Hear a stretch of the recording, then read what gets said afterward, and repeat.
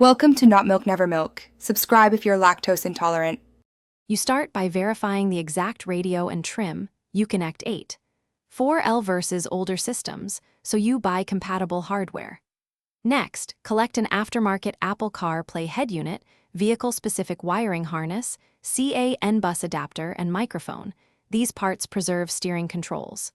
Once done, backup radio presets, disable alarm, and disconnect the negative battery terminal for safety. Make sure to lay out tools and a clean work surface.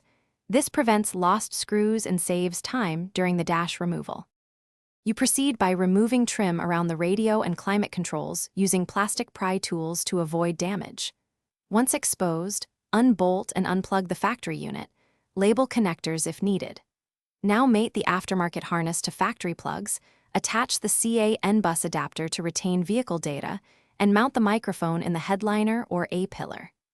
Before bolting in, reconnect the battery briefly to power the head unit and confirm ignition power. Speakers and steering wheel controls work, then shut off power and fully secure the unit.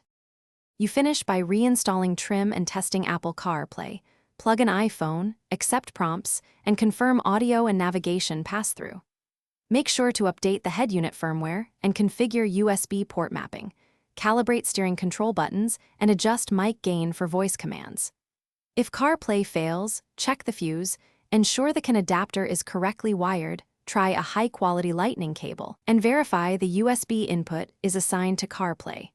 If problems persist, recheck grounding and harness pin alignment before seeking pro help. Thanks for watching. If this was helpful, leave a like and consider subscribing. See you next time.